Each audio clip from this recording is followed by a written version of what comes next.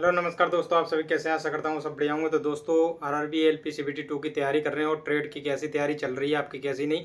सभी स्टूडेंटों की यही शिकायत आ रही है, लगातार कमेंट कर रहे हैं आपके कि ट्रेड के अंदर 20 से 25 नंबर ही बन पा रहे हैं, 27 नंबर पहुंच ही नहीं रहे हैं और किसी किसी के तो टेस्ट देने के बाद और कम भी हो जा रहे हैं। और वहाँ जो टेस्ट बनाए जा रहे हैं, जो यहाँ जितने भी टीचर के द्वारा ये टेस्ट बनाए गए हैं, टेक्स्ट बुक पे भी टेस्ट हैं, देखो वहाँ पर PYQ के क्वेश्चन भी दिए गए हैं। कहीं कहीं इलेक्ट्रिकल ट्रेड है, डीजल मैकेनिक ट्रेड है, इलेक्ट्रॉनिक ट्रेड है, आरएसी वगैरह वालों, आरएसी वाले स्टूडेंटों को तो बहुत परेशानी है। उनको तो ना तो मटेरियल मिला, वो तो बस एक तुक्के के तौर पर ही अपना टेस्ट दे रहे हैं या कहीं से भी पढ़ रहे हैं। एक दो टेस्ट उपलब्ध हैं साइट पर और ज़्यादा भी नहीं है, तो उनकी तो बहुत दिक्कत है। वो तो अपने नसीब पर ही पेपर देने जाएँ, उनके लिए तो कोई इलाज है नहीं और ना ही उनको किसी टीचर ने पढ़ाया, उन्होंने भी हाथ जोड़ लिए। लेकिन आज जो सभी टीचर वीडियो बना रहे हैं उनके लिए कि ये पढ़ लें, वो पढ़ लें, लेकिन इन्होंने पहले वीडियो नहीं बनाई थी। कट ऑफ के लिए भी आज भी वीडियो बनाई जा रही है। CBT 2 का पेपर हुआ है, नहीं हुआ, फिर भी कट ऑफ की धुआंधार वीडियो बन रही है। लेकिन इन्होंने पहले जब सभी स्टूडेंट फॉर्म भर रहे थे तब नहीं बताया कि RSC ट्रेड को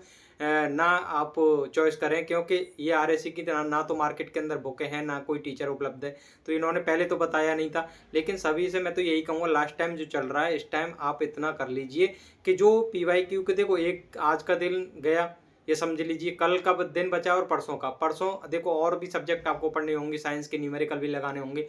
लेकिन इस टाइम आप ये करें। और देखो कोई भी स्टूडेंट ये ना सोचे कि कट ऑफ कम जाएगी उस वजह से कि ट्रेड में सभी स्टूडेंट फेल होंगे। देखो जो ट्रेड पास करेगा उसका तो जो ट्रेड को पास कर रहा है उसका तो जो पार्ट ए है वो पहले से ही मजबूत होगा, और ट्रेड वो पास कर लेगा तो कट ऑफ ये ना सोचे, वो तो अच्छा स्कोर करेगा ही पहले से उसमें, क्योंकि मैथ रीजनिंग और उसने साइंस पहले से पढ़ रखी है और ट्रेड पे उसने पूरा टाइम दिया है।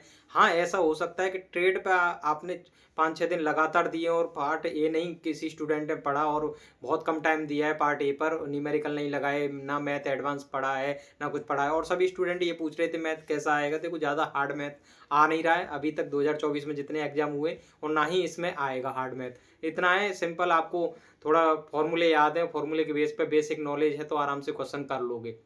तो कट ऑफ पे ध्यान ना देकर के अपनी ट्रेड पर ध्यान दें इस टाइम, और इतना कर लें। लास्ट टाइम देखो जिनके पास बुक नहीं है और ना ही कोई मटेरियल मिला उनको, ना ही उन्होंने पहले से तैयारी करी ट्रेड की, और ना ही कोई बुक को पूरे चैप्टर ढंग से पढ़ पाए, तो वो तो अपना स्टूडेंट ये कर सकते हैं कि मैराथन ले सकते हैं। जितनी भी टीचरों ने कराई है वो अपना धुआंधार मैराथन ले लें।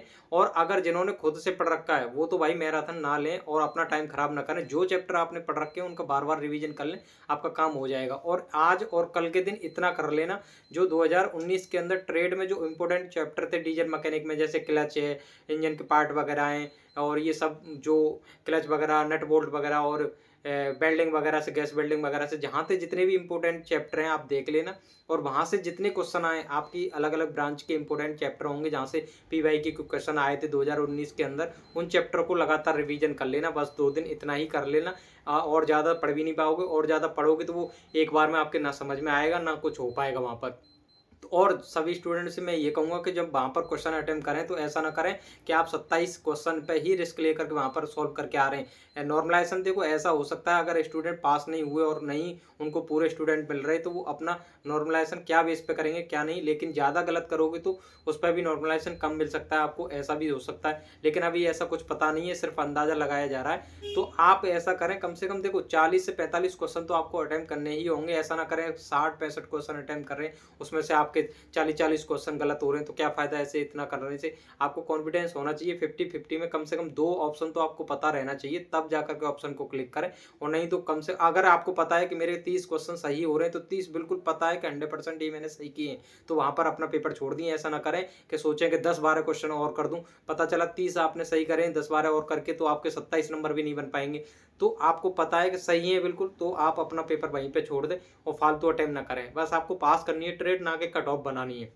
और जितने भी इम्पोर्टेंट चैप्टर हैं जहाँ से भी आपको जो भी ब्रांच वो ट्रेड है आपकी, वहाँ से इम्पोर्टेंट चैप्टर देख लें 2019 में क्या क्या आए थे, उनका रिवीजन कर लें, आपका काम हो जाएगा। लेकिन अभी इस टाइम कोई फालतू चीज़ ना पढ़ें, और ना ही किसी, ऐसा ना करें कि आपके पास ट्रेड में नंबर भी नहीं आ रहे और आप धुआंधार मैथ में लगे पड़े हैं, रीजनिंग में लगे पड़े हैं, साइंस में लगे पड़े हैं, फालतू का इंजीनियरिंग ड्राइंग पढ़ रहे हैं, इन्वायरमेंट पढ़ रहे हैं, कंप्यूटर पढ़ रहे हैं, तो ये सब चीज़ें ना करें, क्योंकि ये उनमें नंबर लाने का कोई फ़ायदा नहीं जब ट्रेड में ही नहीं होंगे। कितना बार पढ़ने के बाद भी हर स्टूडेंट की यही शिकायत है कि नंबर स्कोर बन ही नहीं रहा है। 20 से 22 नंबर लगातार, कम से कम 1500 क्वेश्चन पढ़ने के बाद 20 से 22 क्वेश्चन बन पा रहे हैं, 27 तो पहुंच ही नहीं रहे, और अगर ज़्यादा टेस्ट लगाते हैं तो और कम हो जाते हैं। मैं तो सभी इस टाइम ये कहूँगा कि आप जो टेस्ट लगा रहे हैं उनको बिल्कुल छोड़ दीजिए, कोई मतलब नहीं है टेस्ट लगाने का, और ना ही उनसे कुछ होगा। अब लास्ट के 2 दिन जितना रिवीजन कर लें, जितना हो जाए रिवीजन कर लीजिए, आपका काम हो जाएगा। टेस्ट लगाने से ऐसा नहीं कि फालतू को बता दिया जाता है सिलेबस तैयार नहीं है और टेस्ट लगा लीजिए आपका काम हो जाएगा। टेस्ट से कुछ नहीं हो रहा। ये टीचर भी अपने बेस पे ही उनको मतलब पीवाईक्यू देख करके ही पेपर बनाते हैं। अगर उन पीवाईक्यू को तुम खुद रिवीजन कर लोगे 2 से 3 बार, तो आप वहाँ पर आराम से क्वेश्चन कर लोगे। और 1-2 कम से कम 15-20 दिन पहले ही टेस्ट लगाए जाते हैं। ऐसा नहीं 2 दिन पहले आपका सिलेबस तैयार नहीं है और आप धुआंधार टेस्ट लगा रहे हैं, तो उससे तो कुछ होना नहीं है, और ना ही वहाँ पर आपका टॉपिक क्लियर होता। तो अपना इस टाइम 2 दिन धुआंधार रिवीजन करें, रीजनिंग वो उसका ट्रेड का, और जो भी मैथ के फॉर्मूले वगैरह हैं लास्ट के 18 तारीख को ये कर लेना। फॉर्मूले एडवांस के, मेंसुरेशन वगैरह के, अलजेब्रा के, ये सब फॉर्मूले एक बार नज़र मार जाना, बस काम हो जाएगा। और आप 2024 से लगातार इतने एग्जाम दे लिए रेलवे के, उसके लिए तो आपने मैथ रीजनिंग पढ़ा ही होगा ना, तो इतना टाइम मत दीजिए उस पर, जितना हो वहाँ पर कर लेना। ट्रेड पर इस टाइम ज़्यादा फोकस दे दीजिए। 2 दिन धुआंधार ट्रेड पढ़िए, और न्यूमेरिकल के 4-5 चैप्टर हैं उनके न्यूमेरिकल लगा लीजिए, फॉर्मूले रट लो जितने भी हैं, उन आपका काम हो जाएगा। बस ये है कि अब फालतू मैराथन में टाइम खराब करने का कोई टाइम नहीं है। 10-10 घंटे की मैराथन बताई जा रही है, ये भी नहीं वो कर रहे कि डायरेक्ट ऑप्शन को क्लिक करके आपको क्वेश्चन को समझा के आगे निकल जाए। 4-4 ऑप्शन के बारे में डिटेल में बताया जा रहा है। इतना तो देखो, इतना 10 घंटे आपको देंगे, वो क्लास करेंगे और 2 की स्पीड पर भी करेंगे, तो भी नहीं हो पा रहा उनका काम। वो समझ में एक बार में नहीं आ पाएगा, कम से कम 2-3 बार क्लास लें, तब तो उनके माइंड में सेव रहेगी वो चीज़ें।